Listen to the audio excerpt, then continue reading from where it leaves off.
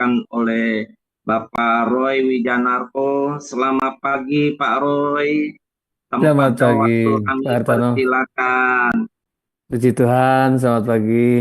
Sekali lagi, Pagi. makasih Pak Hartono. Dan juga Ya, seluruh jemaat yang ada. Puji Tuhan, bisa bersama-sama lagi hari ini, pagi hari ini. Oke, saya langsung aja ya. Saya mau izin sharing dari eh, topik pagi ini, yaitu tentang ke, kejelasan tujuan. Ya, ya. Oke, jadi kalau dalam bahasa Inggrisnya dikatakan clarity of purpose ya. Nah, kenapa kita perlu memiliki kejelasan tujuan dalam hidup kita? Kita nanti akan bisa sama-sama uh, semakin ketika ke depan kita akan semakin mengetahuinya. Oke, jadi saya mau review sedikit. Saya percaya Pak Beta Sandi uh, sudah pernah mengajarkan ya topik-topik tentang dari materi The World Needs a Father, dan ini topik yang saya mau sedikit ulang, yaitu tentang 4 peran ayah, tapi saya tidak akan ngomong semuanya ya. Tapi eh, kita udah tahu topik tentang ini, bahwa peran ayah yang pertama itu menetapkan otoritas moral. Jadi ini empat topik yang sebenarnya dibahas dalam bukunya beliau, buku Bapak Kasih Karsten, tentang The World Needs a Father, atau dunia membutuhkan seorang ayah. Nah, saya pagi ini akan em, memberikan penekanan dari yang topik yang pertama itu, yang ayah menetapkan otoritas moral. Dan ini sebenarnya ada beberapa subtopiknya lagi ya. Jadi kalau ayah menetapkan otoritas moral itu, apa yang dimaksud otoritas moral? Otoritas moral itu bukan sebagai bos, bukan sebagai seorang pemimpin yang ngatur-ngatur dalam artian dia bosi ya. Dia apa? Pokoknya dia itu yang otoritas mutlaknya bukan, tetapi dia seorang pemimpin yang beri manfaat kepada mereka yang dipimpin. Bisa ini contohnya dalam ulangan ulangan 6 ayat 1 sampai 9 itu dikatakan bahwa eh, peraturan, ketetapan, dan perintah Tuhan itu memberi manfaat buat bangsa Israel, oleh umat yang dipimpinnya. Bukan manfaatnya, bukan buat Tuhan, tapi manfaatnya kepada mereka yang dipimpinnya. Ya. Jadi ini paling penting, seorang ayah yang menetapkan tugas moral itu bukan mendapatkan manfaat, tapi memberi manfaat. Kemudian yang kedua, memiliki kejelasan norma yang absolut. Jadi nilai-nilai mutlak dalam hidupnya. Absolut itu mutlak. Jadi mesti mesti memiliki kejelasan tentang nilai-nilai yang mutlak. Kalau kita nggak memiliki kejelasan tentang nilai-nilai, bagaimana kita bisa memimpin keluarga kita? Ya. Kemudian yang berikutnya adalah, oh ini harusnya nomor 3 ya, salah ketik itu, tentang kejelasan tujuan. Nah, kita mau bahas lebih jauh tentang ini. Jadi, kalau nanti saya membahas tentang topik kejelasan tujuan ini, dasarnya dari mana? Dasarnya dari sini. Jadi ini supaya Bapak Ibu nangkep dulu ya awalnya ya. Kok Pak Roy ngomong tentang ini? Tapi ini sebetulnya ini kalau bilang roadmapnya dari situlah gitu, kira gitu. Oke. Nah, kita mau bahas dari yang pertama tentang kejelasan norma yang absolut atau nilai-nilai mutlak. Seorang pemimpin dia mesti memiliki pikiran yang tangguh. Jadi dalam bahasa Inggrisnya dikatakan tough mind. Pikiran yang tangguh, bukan yang gampang digoyahkan, tetapi ketika memiliki pikiran tangguh itu harus diimbangi dengan hati yang lembut. Ya, jadi kalau pikirannya tangguh saja tapi hatinya keras, percuma. Jadi malah membuat orang repot ini. Tapi kalau hatinya tangguh, kuat, tidak mudah tergoyahkan, sorry, pikirannya tangguh, tidak mudah tergoyahkan, tapi hatinya lembut nih. Dalam Alkitab kira-kira siapa tuh hati yang lembutnya? Dikatakan di Alkitab. Daud ya, Daud ya. Nah, kalau dalam dia pasti Tuhan Yesus saat dia yang paling lembut ya. Tapi ini masih secara manusia, Daud yang dikatakan memiliki hati yang mudah untuk hancur hati kepada Tuhan, mudah berubah. eh, Artinya dalam artian ketika ditegur dia gampang untuk dia bertobat ya. Nah, bayangkan kalau seorang pemimpin memiliki pikiran yang lemah, ya, yang tidak kuat atau pikiran yang lembek. Dia mudah digoyahkan oleh misalnya iklan, kata-kata, terus bisa gampang memiliki ketakutan karena hal-hal yang tidak masuk akal gitu ya. Nah, ini eh, sebaiknya seorang pemimpin memiliki pikiran-pikiran yang lebih kuat ya. Kemudian contoh pikiran yang kuat di situ sudah dituliskan ya, mengetahui nilai-nilai yang menentukan keputusan. Kenapa saya memutuskan ini? Ya karena itu bagian dari nilai-nilai yang saya percaya, contohnya seperti itu. Contoh misalnya saya sering katakan, kenapa saya lebih banyak bepergian ke tempat-tempat terpencil gitu. Karena kami memiliki nilai-nilai tentang pemberdayaan keluarga ya, pemberdayaan keluarga dan pria. Dan memang Tuhan memberi hati kepada kami ke tempat-tempat yang seperti itu ya, ke pulau-pulau seperti itu ya. Jadi kami lebih lebih sering, saya dan istri pelayanan lebih sering ke daerah yang terpencil gitu. Nah, ini bagian dari nilai-nilai ya. Jadi kalau kita punya set nilai-nilai yang kita percaya, itu akan menentukan eh, bagaimana keputusan kita selanjutnya. Contoh kalau saya memiliki nilai tentang kejujuran, ya, mau menjadi orang yang jujur. Ketika lingkungan Anda tidak jujur, Anda akan menentukan nilai bahwa saya tidak akan menipu orang. Kalau saya bisnis, saya tidak mau mencipu orang atau menipu orang gitu ya. Kalau saya kalau saya mengurus hal-hal itu saya mau ikuti aturan. Saya tidak mau melanggar aturan gitu. Itu bagian dari nilai Anda. Kenapa Anda memiliki keputusan itu ya karena ditentukan oleh nilai kita ya. Kemudian menyaring kebenaran yang sejati lewat ya yang kritis lewat apa? Firman dan Roh Kudus dan hikmatnya. Jadi tidak ada cara lain yang bisa menyaring kebenaran kalau kita tidak tenggelam di dalam firman, kalau kita tidak diisi firman, dan kita tidak memiliki hubungan yang kuat dengan Roh Kudus. Dan karena apa? Itu yang akan membuat kita memiliki hikmat. Nah, eh, takut akan Tuhan, contoh itu pikiran yang tangguh ya. Dan apa hal-hal yang kita menjauhi hal-hal yang akan membahayakan masyarakat ya, melakukan hal-hal yang tidak berguna buat masyarakat dan sebagainya ya. Tapi yang penting Bapak dan Ibu memiliki pemikiran dalam pikiran Anda bahwa saya mesti memiliki pikiran yang tangguh, tapi hati saya mesti lembut ya. Oke, itu eh, kalau yang pernah ikut Pria Sejati pernah diajarkan lembut tapi tegas gitu ya. Itu ya. Oke, berikutnya. Nah, kalau tadi itu kita yang pertama tadi adalah bagaimana memiliki pikiran yang tangguh dan hati yang lembut. Yang kedua adalah bagaimana kita mencari hikmat dari Roh Kudus. Nah, kalau Anda lihat ini seperti gambar obat nyamuk ya. Ini sebenarnya itu sebuah lingkaran sebuah perputaran gitu ya.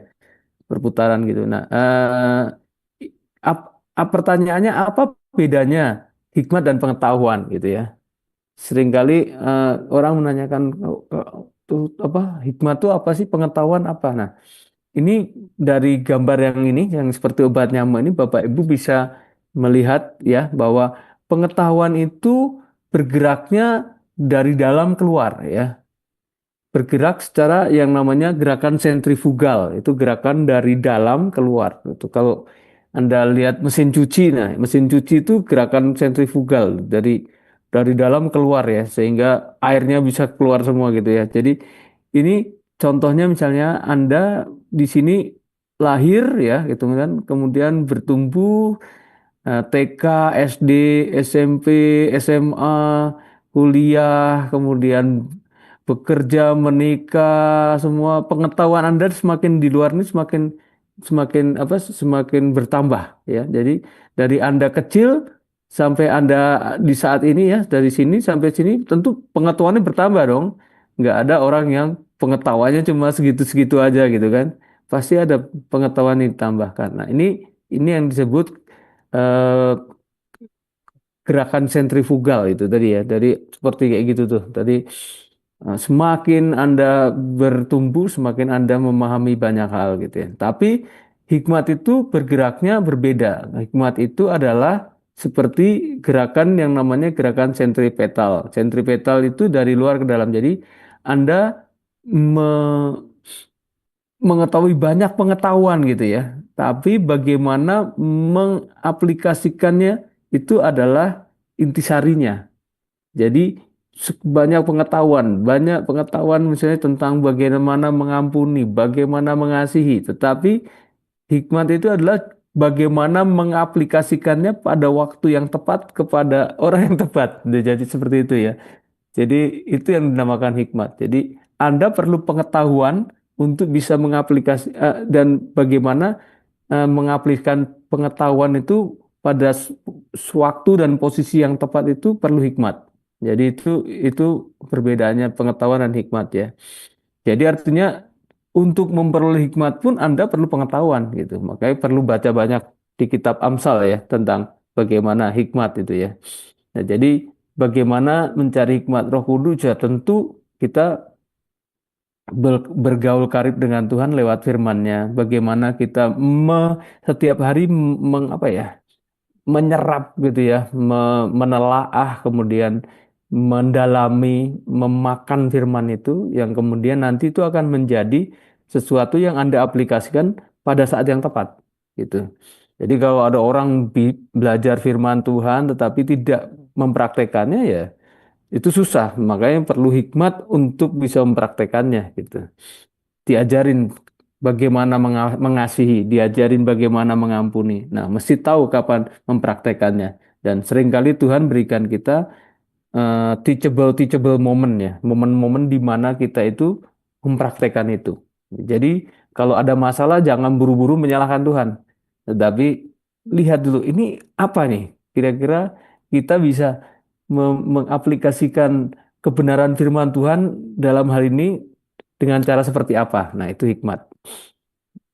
Oke, yang berikutnya memiliki kepekaan batin ya, mendengarkan suara Roh Kudus. Nah, ini sesuatu yang sangat penting sekali karena tanpa mendengarkan suara Roh Kudus kita nggak bisa untuk melakukan hal-hal yang Tuhan mau ya. Ya, dalam misalnya kita melakukan yang simple sehari-hari kita perlu perlu dalam doa kita eh, membuat keputusan-keputusan yang tepat itu perlu ya. Jadi itu penting sekali. Nah, karena apa? Karena kita ingin memiliki standar yang bukan rata-rata ya. Nah, ini penting sekali. Kita tidak boleh memiliki hidup yang seperti rata-rata orang dunia ya. Hidup yang ditentukan oleh sistem atau budaya atau nilai-nilai dari budaya. Jadi kita orang percaya mesti punya budaya-budaya kerajaan yang kita bangun. Kalau budaya itu tidak ada di masyarakat, berarti kita yang menciptakannya. Ya, budaya yang baru. Nah, contoh di luar sana, orang-orang dunia membuat sistem yang baru. Dulu tidak ada yang namanya Gojek, nggak ada namanya Uber segala macam ya.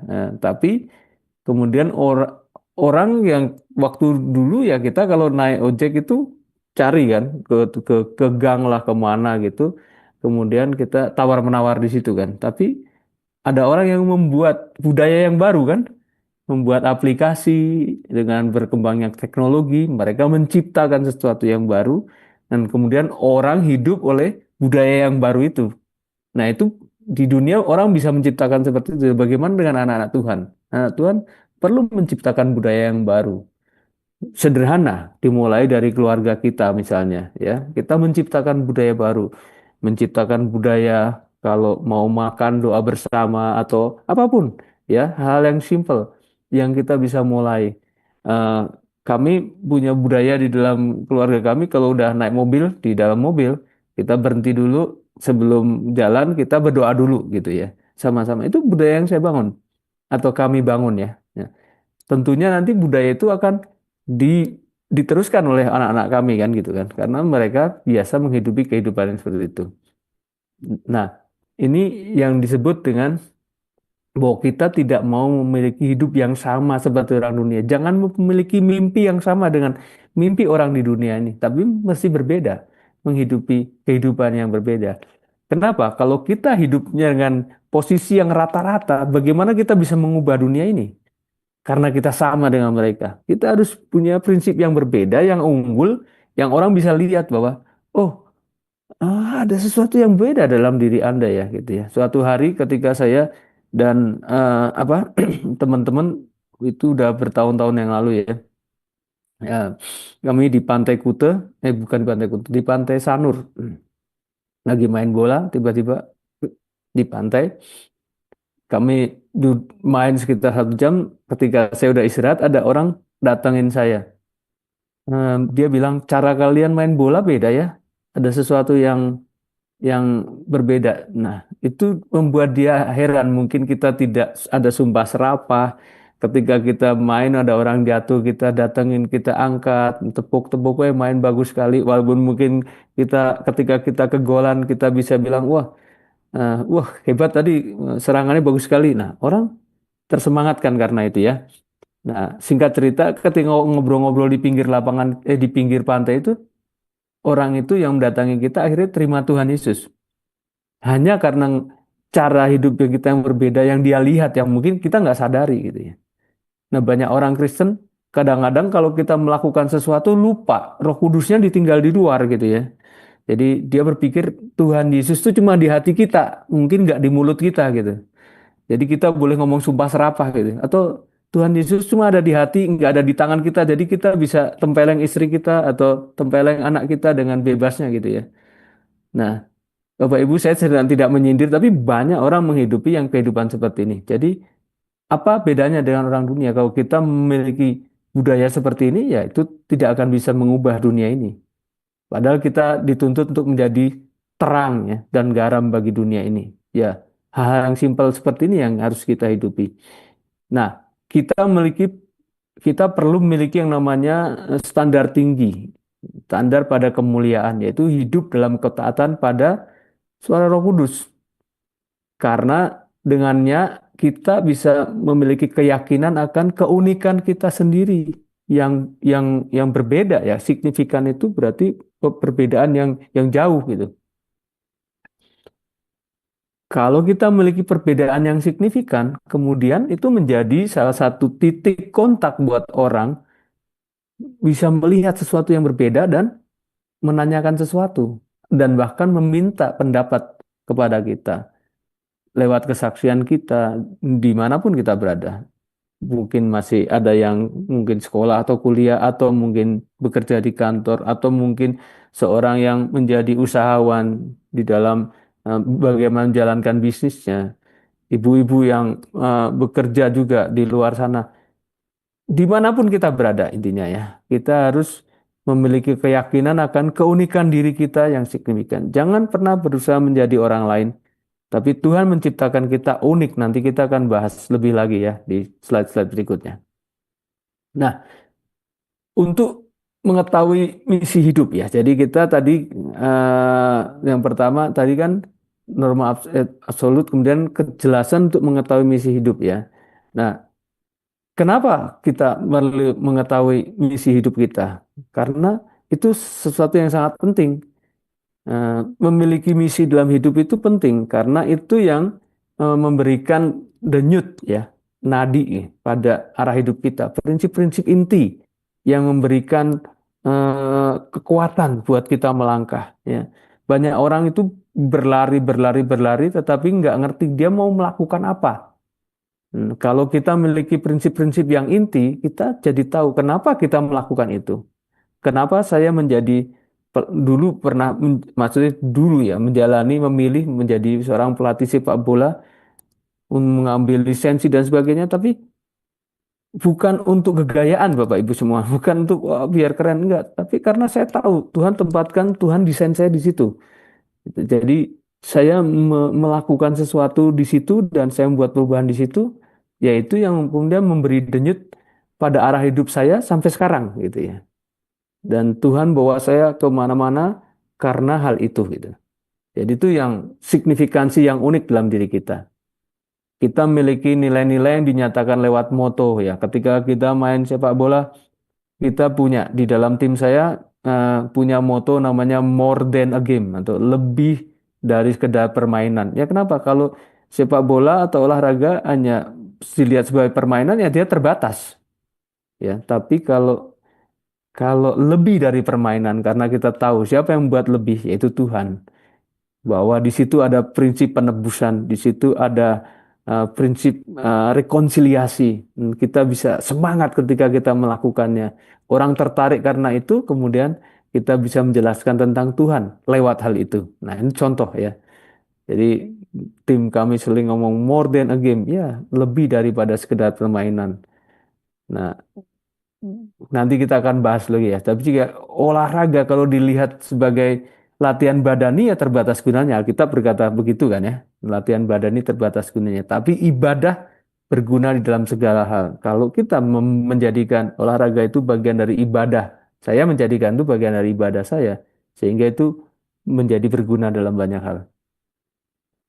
Nah, untuk mengetahui misi hidup kita yang pertama mesti mengetahui misi Allah. Ya, apa itu misi Allah? Yaitu Tuhan sedang bermisi gitu ya. Ya, Tuhan mengerjakan sesuatu. Kemudian melalui apa? Melalui setiap kita, saya dan Anda ya, untuk tujuannya. Jadi, Bapak Ibu, saya mau menjelaskan bahwa untuk menjadi misionaris itu Anda tidak perlu pergi ke tempat-tempat yang jauh ya, pulau-pulau terpencil gitu enggak. Tapi Anda semua, Anda dan saya itu adalah misionarisnya Tuhan. Kenapa? Karena Tuhan sedang bermisi. Dan kita yang kedua tadi nanti adalah tunduk pada misi Allah. Nanti di bab 2-nya. Tapi saya mau menjelaskan bahwa Tuhan sedang bermisi ya, sedang menginvasi dunia ini, berusaha mengubah dunia ini melalui Anda dan saya. Jadi kita semua ini misionarisnya Tuhan. Coba katakan, boleh buka mic-nya ya. Saya adalah misionarisnya Tuhan. Gitu. Ya, pernikahan saya adalah pernikahan misi. Anak-anak saya adalah anak-anak misi. Ya, pekerjaan saya adalah pekerjaan misi. Ya, kenapa Bapak Ibu semua mengatakan itu? Karena Tuhan sedang bermisi dan kita terlibat dalam misi Tuhan. Berarti kita adalah misionarisnya Tuhan. Ya, jadi jangan berpikir bahwa misionaris itu hanya orang-orang tertentu yang dipilih Tuhan gitu. Bukan, setiap kita punya misi dalam hidup kita yang misi kita harus ditundukkan kepada misi Allah. Ya, jelas ya, Tuhan sedang bermisi. Yang pertama, kedua, kita tunduk pada misi Allah. Jadi dulu saya berpikir bahwa hidup saya ini harus mengadopsi ya kerajaan Allah. Kemudian, tapi yang benar adalah kerajaan Allah itu saya harus ada di dalam kerajaan Allah ya, bukan kerajaan Allah. Kita terlalu kecil untuk kerajaan Allah, tetapi kita ada, maksudnya hidup kita terlalu kecil kalau kerajaan Allah dimasukkan dalam diri kita. Tapi maksudnya kita terlibat di dalam kerajaan Allah, kita terserap di sana, kita tunduk. Jadi misi hidup kita itu semua tunduk pada misinya Allah, yaitu Allah ingin membuat perubahan di muka bumi ini ya. Tuhan ingin semua manusia diselamatkan. eh, itu Anda terlibat di dalamnya. Karena Allah ingin semua manusia diselamatkan. Itu sebabnya kita diciptakan, kita dimuridkan, dan kemudian kita terlibat di dalam itu. Ya. Itu sebabnya Tuhan mengirimkan Yesus Kristus putranya yang tunggal itu untuk menebus dosa umat manusia. Dan sekarang kita yang menceritakan misi penebusan itu. Ya, Tuhan sudah melakukan tugasnya dan tugas kita terserap kepada tugas yang dibebankan oleh Allah kepada kita, setiap kita lewat tubuhnya ya tentunya ya, lewat tubuhnya, lewat gerejanya. Ya, yang pertama tahu misi Allah, kedua tunduk pada misi Allah, yang ketiga mengetahui panggilan utama kita. Ya, panggilan utama kita semua katakan kita terlibat di dalam misi atau tujuan Allah. Coba katakan ya, tepuk-tepuk dadamu. Saya terlibat dalam misi dan tujuan Allah. Nah, lewat apa yang keempat itu? Lewat keunikan kita, signifikansi kita. Jadi kalau Anda itu garam, kira-kira titik-titik asin Anda itu apa? Itu ya. Kalau Anda terang, kira-kira terang Anda yang sangat unik itu apa? Jadi mesti jelas ya. Saya menjadi seorang pelatih olahraga dan pelatih kehidupan lah ya. Yaitu keunikan saya, yaitu mengajarkan lewat pembapaan. Saya melatih banyak pelatih-pelatih untuk memiliki figur ayah, figur bapak, karena banyak anak-anak di luar sana yang dia latih tidak memiliki figur itu di rumahnya. Nah, itu berarti itu kan keunikan saya. Tidak semua pelatih seperti saya. Banyak pelatih yang terkenal, lebih hebat. Saya bukan siapa-siapa, nggak ada yang kenal saya. Tetapi kalau dalam hal keunikan ini orang pasti cari saya. Contohnya seperti itu. Ya, Bapak Ibu pasti punya sesuatu yang unik karena setiap orang itu punya 500 kemampuan paling tidak dan kemudian setiap orang itu diberi keunikan yang berbeda. Ada orang yang ahli di bidang itu, ahli di bidang ini. Jadi jangan berusaha menjadi orang lain. Temukan keunikanmu ya. Yang masih muda bisa temukan, yang udah berumur bisa refleksi ya. Sebenarnya dari ketika saya lahir sampai sekarang itu arah petanya itu seperti apa sih gitu ya. Bisa refleksi. Dari situ bisa tahu, oh Tuhan bawa ya. Saya dari kecil waktu saya umur 8 tahun gitu ya. Saya tuh baca sebuah, bukan baca ya, lihat sebuah majalah bahasa Belanda. Saya nggak tahu ibu saya dan bapak saya bisa bahasa Belanda. Saya lihat gambar ini tulisan. Ada tulisannya namanya Zending pakai bahasa pakai Z gitu ya, Zending. Saya tanya sama mama saya, ini apa ya mak artinya ya? Oh itu artinya utusan misi gitu. Oh itu, oh gitu. Oh keren ya. Ini dia itu majalah Kristen rupanya. Itu apa? Dia ceritain orang-orang di Afrika di mana-mana. Saya kemudian bilang kepada mama saya, wah mau nih saya seperti ini nih suatu hari itu. Mungkin saya bawa mobil kita keliling ke mana-mana gitu ya untuk memberitakan tentang Tuhan. Nah itu padahal saya cuma tahu Tuhan tuh dari sekolah minggu waktu itu. Cuma itu sesuatu yang memang Tuhan udah kayak dari kecil hidup saya udah Tuhan tanemin gitu. Walaupun mungkin saya lari dari panggilan ada ya waktu SMA saya bertobat lagi gitu baru SMA lagi gitu ya. Eh, tapi Tuhan itu udah kayak membimbing dari dulunya ya. Waktu saya refleksi, oh iya ya, dari masa kecil saya ingat ya. Ya keunikan kita itu apa? Nah, ini untuk mengetahui ya panggilan kedua keunikan itu kita coba pahami dengan prinsip ini. Yang pertama, prinsip tentang Tuhan ya. Apa yang akan Tuhan lakukan sehubungan dengan misinya ya? Apa yang Tuhan akan lakukan jika saat ini Tuhan ada di posisi Anda gitu ya. Kalau di posisi saya jelas ya. Saya jelas, saya tahu. Kalau Tuhan di posisi saya kan banyak lebih lagi latih untuk mereka bisa menjadi figur-figur yang kuat di dalam rumah tangganya supaya apa ya? Kalau keluarga diberdayakan, bangsa itu menjadi lebih kuat kayak gitu. Itu kira-kira yang ada dalam pikiran saya ketika kalau Tuhan ada di posisi saya ya. Tentu berbeda dengan ketika Tuhan ada di posisi Anda dong, karena kan eh, tentu konteks Anda juga berbeda dengan konteks saya ya. Jadi kalau kita lihat di Matius itu Matius 5 ya, Matius 5 ayat 30 Matius 9 sorry, Matius 9 ayat 35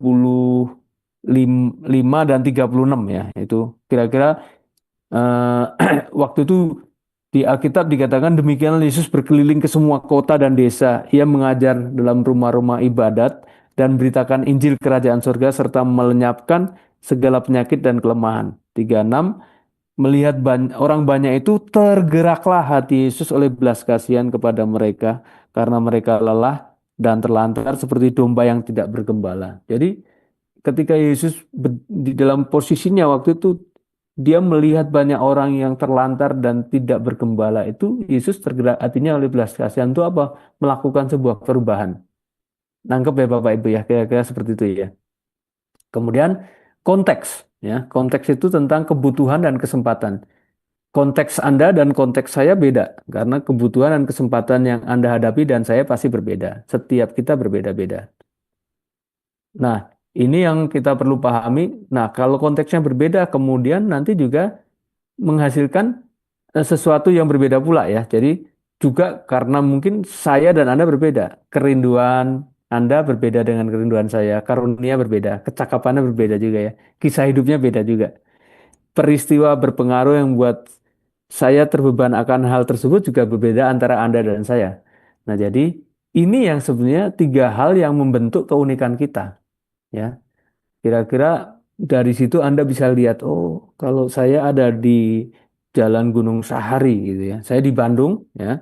Bapak Ibu mungkin di Jakarta, ada yang mungkin Anda ada yang di Kupang, atau ada saya waktu itu ada yang dari Pulau Sabu ya. Kemudian ada ada lagi yang di kota lain, mungkin di Medan, di Manado, dimanapun ada, bahkan ada yang di Eropa ya, berbeda ya. Apa yang sedang Tuhan ingin lakukan di tempat-tempat Anda pasti itu berbeda dengan orang lain gitu ya. Nah, ini jadi jangan merasa, oh, kok saya beda deh ya dengan si dia ya. Beda ya. Ya, ya pasti beda karena kebutuhan, kesempatan, dan kemudian latar belakang Anda beda gitu.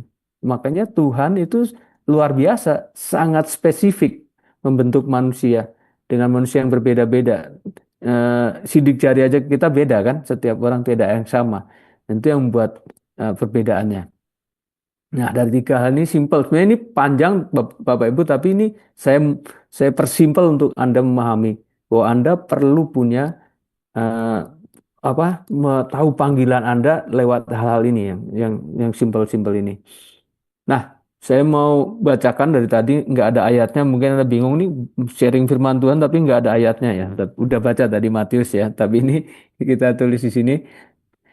Coba kita baca ya. Yuk, dua, tiga. Karena kita ini buatan Allah, diciptakan dalam Kristus Yesus untuk melakukan pekerjaan baik yang dipersiapkan Allah sebelumnya. Ia mau supaya kita hidup di dalamnya. Efesus 2 ayat 10. Nah, ayat ini keren banget Bapak Ibu. Semua saya mau sedikit kupas sedikit sebagai penutup buat kita, supaya Anda bisa memahami ya.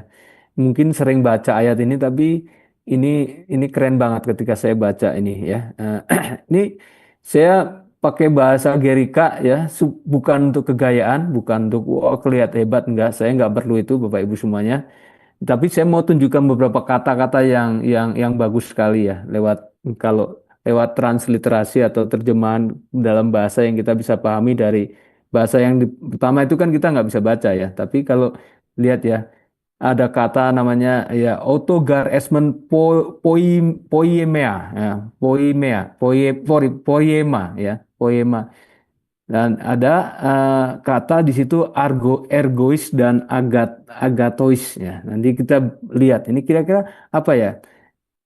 Jadi kalau kita terjemahin dari yang kata tadi ya, karena kita adalah karya buatannya, poiema, yaitu karya buatannya. Ini yang ditulis Paulus ya.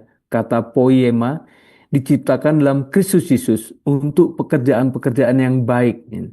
Dalam bahasa yang tadi itu epi ya, itu epi itu kata awalannya apa, preposisi ya, epi ergois agatois ya, yang telah pekerjaan-pekerjaan baik itu epi ergois agatois yang telah dipersiapkan Allah sebelumnya supaya kita berjalan di dalamnya. Jadi Allah itu mempersiapkan kita sebelumnya supaya kita itu berjalan dalam pekerjaan-pekerjaan baik yang sudah disiapkan Tuhan. Jadi Tuhan sudah siapkan itu semenjak Anda dijadikan di dalam di kandungan, itu sebenarnya sudah disiapkan oleh Tuhan ya. Tuhan udah tahu kira-kira. Nah, kita lihat lagi, kita analisis katanya ya, ya. Ergon, ada kata ergois itu ergon katanya, itu kata kerja ya, tindakan, aktivitas, hasil usaha. Tapi agatos ya, agatois tadi agatos ini adalah baik ya, baik tapi secara moral bermanfaat sesuai dengan kehendak Allah. Jadi ada dua kata yang tadi ya, poiema, tiga kata ya, poiema, kemudian tapi sini ada dua lagi di sini, ergon dan agatos ya, yang artinya pekerjaan baik ya. Tuhan menciptakan kita tadi, kalau kita baca di sininya kan, diciptakan dalam Kristus Yesus untuk pekerjaan-pekerjaan yang baik. Jadi ergon agatos itu untuk pekerjaan-pekerjaan baik. Nah, kalau digabungkan menjadi ergon agaton ya, ya, berarti pekerjaan yang bernilai di mata Allah, bukan sekedar aktivitas manusiawi, tetapi hasil dari ciptaan baru dalam Kristus. Jadi ketika kita diciptakan baru dalam Kristus, kita ini melakukan pekerjaan bernilai di mata Allah, bukan sekedar aktivitas manusiawi. Nah, jadi kita mesti bertobat dengan cara kita yang lama. Ya, saya melayani Tuhan, bekerja, bekerja. Ya, sebenarnya itu semua sama. Baik Anda bekerja di dunia sekuler, Anda bekerja di dunia rohani, semua itu pelayanan Anda kepada Tuhan, bukan kepada bos Anda. Nah, karena kan eh, tanggung jawab akhirnya kan kepada Dia yang menciptakan kita ya. Jadi ini keren banget kan, makanya kata ergon agaton itu, wah itu sangat dalam. Ini kalau dibahas lama Bapak Ibu, tapi saya simpelkan aja. Nah, kemudian jadi itu bermakna seperti ini. Kita ini buatan Allah, artinya apa? Setiap orang diciptakan dengan tujuan yang unik, ya. Poi, poema itu tadi kita dikatakan Paulus ya, kita diciptakan dengan tujuan yang unik. Jadi itu karya seninya Allah. Itu sebabnya kita perlu melakukan karya seni Allah di muka bumi ini, ya. Diciptakan dalam Kristus Yesus, ini penting. Ini identitas dan panggilan kita berakar pada hubungan dengan Kristus, bukan pada prestasi atau pekerjaan kita sendiri. Ada orang yang memberi identitas dirinya itu kepada pekerjaannya. Wah, saya seorang ini. Oke, Anda misalnya melakukan identitas saya ini seorang contoh, saya seorang penyanyi terkenal. Nah, oke, itu bagus. Tetapi seandainya identitas itu, kalau kesempatan sebagai penyanyi terkenalnya diambil, Anda masih punya identitas nggak?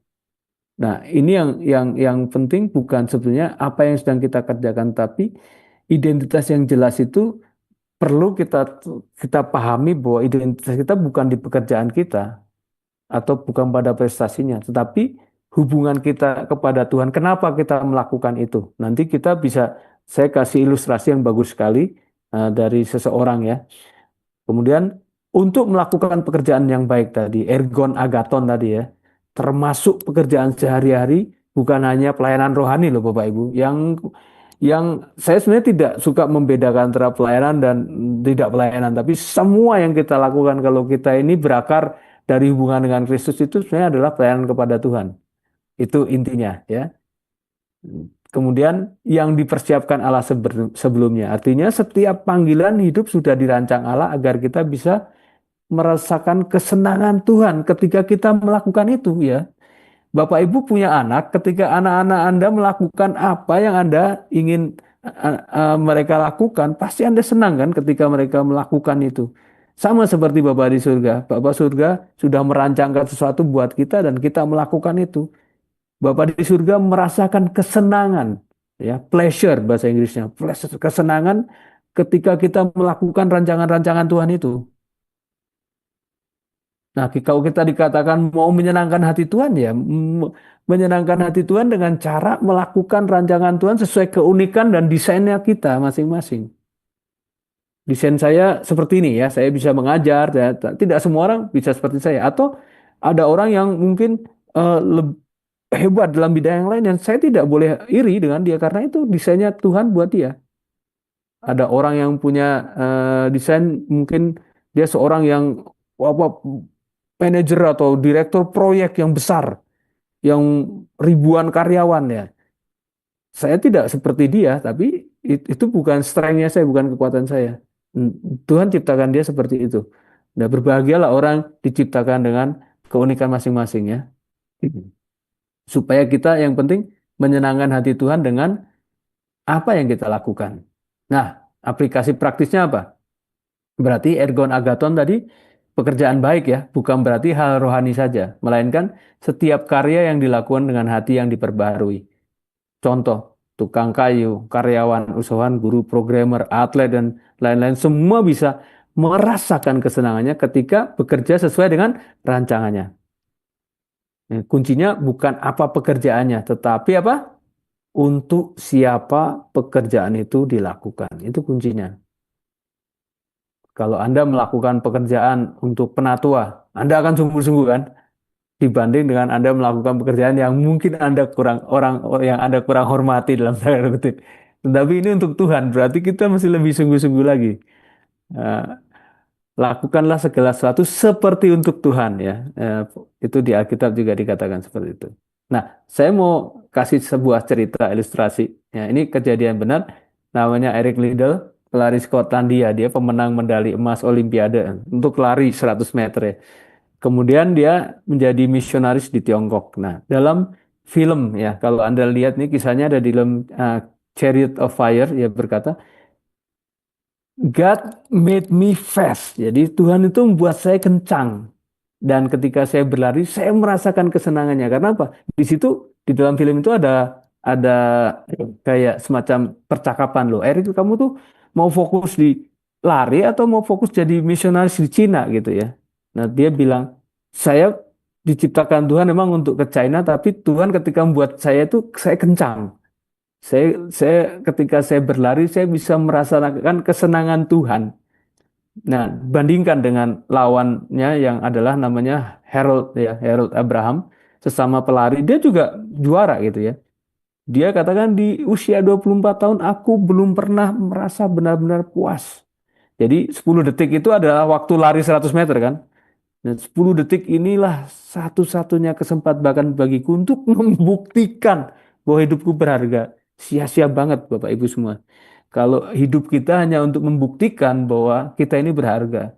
Nah, di sini kita bisa lihat bahwa Erik itu berlari dengan pemahaman bahwa dia eh, tidak perlu membuktikan, ya.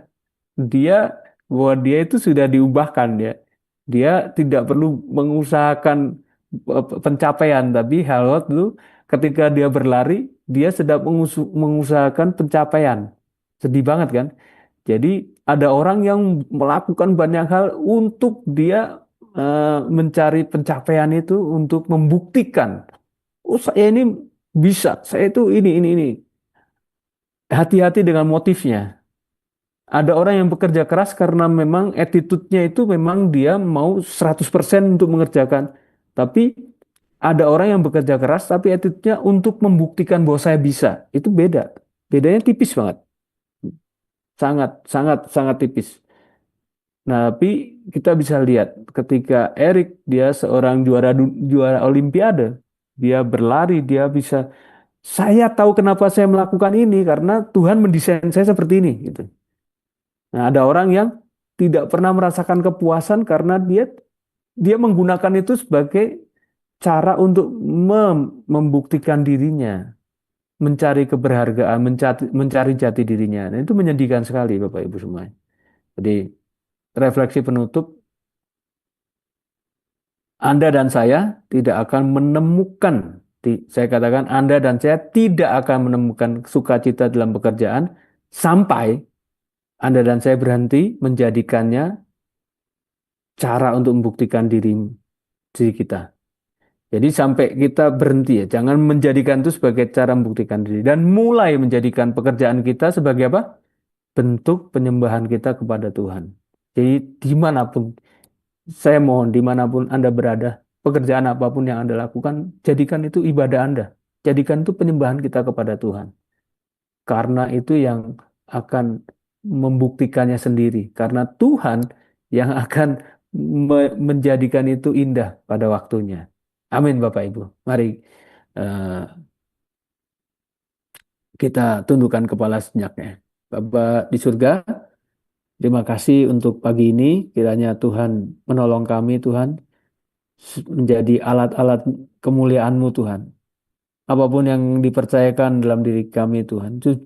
Kiranya kami memiliki tujuan-tujuan yang jelas di dalamnya Tuhan. Dan kiranya apa yang Tuhan percayakan pada kami akan kerjakan dengan sungguh-sungguh, bukan untuk membuktikan kepada orang lain bahwa kami bisa, Tuhan, bukan. Dan bukan menjadi identitas kita. Kami kami menjadi terkenal, kami menjadi orang yang hebat, kami menjadi orang yang eh, sangat dikenal untuk hal itu, Tuhan. Bukan, Tuhan, bukan. Tetapi kami ingin ketika nanti kami berhadapan dengan Engkau, Engkau akan berkata kepada kami, sabaslah hambaku. Masuklah dalam kebahagiaan Tuhanmu. Itu kata-kata yang ingin kami dengar Tuhan. Kami mau memuliakan Engkau dengan apa yang kami punya, yang sudah Engkau desain dalam hidup kami. Biarlah kami diberdayakan oleh Roh Kudus setiap hari untuk kami bisa mengalami kehidupan yang seperti itu Tuhan. Terima kasih Tuhan, di dalam nama Tuhan Yesus. Tolong supaya umat-Mu di tempat ini Tuhan juga mengalami itu Tuhan. Di dalam nama Tuhan Yesus. Setiap kita yang percaya kita diberdayakan oleh Roh Kudus untuk mengerjakan pekerjaan-pekerjaan Tuhan lewat desainnya dan rancangannya yang unik. Katakan amin. Puji Tuhan. Amin.